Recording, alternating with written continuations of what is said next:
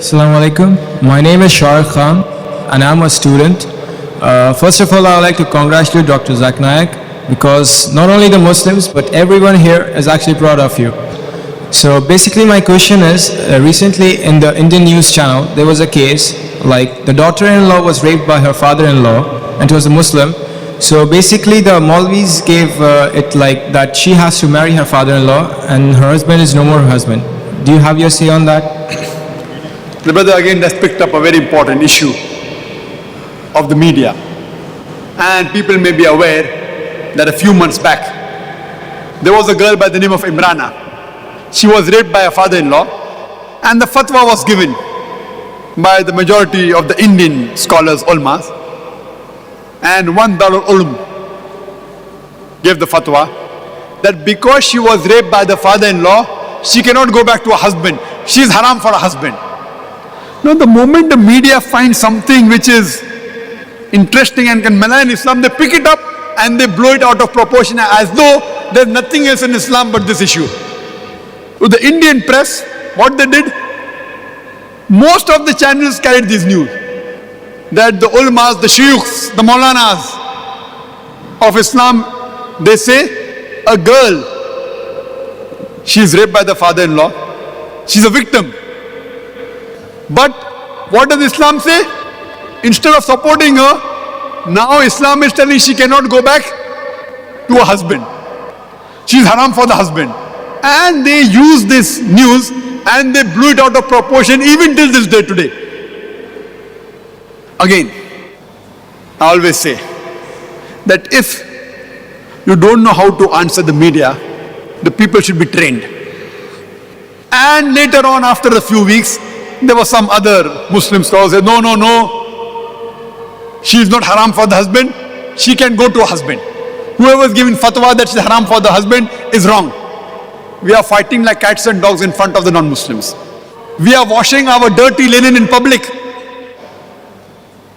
The joke is that both the groups of scholars are quoting the same verse of the Quran to give a fatwa. The group of scholars who say that she is haram for the husband, they are quoting a verse from the Quran from Surah Nisa, chapter number 4, verse number 22, which says that you cannot do nikah with the woman who your father has done nikah with. Now in Arabic, nikah has got two meanings. One meaning is marriage and the other meaning is sexual intercourse. And you ask any Arab who is well versed with Arabic, he'll tell you yes, nikah has got two meanings. One is marriage, the other is sexual intercourse. Now this first group of scholars, which are in majority belonging to a group of Darul Uloom, they take the meaning of nikah as sexual intercourse.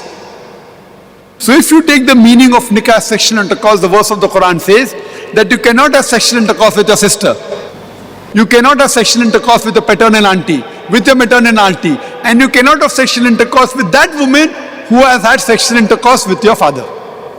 So based on this, they say that father did sexual intercourse with the woman, now that woman cannot do sexual intercourse with the son, therefore the husband becomes haram.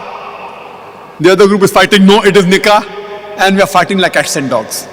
We should use a hikmah in replying. Point number one. What happened with Imrana was not sexual intercourse, it was zina bil jabr, rape. There's a difference between rape and sexual intercourse. And rape is not called nikah in Arabic. Point number one.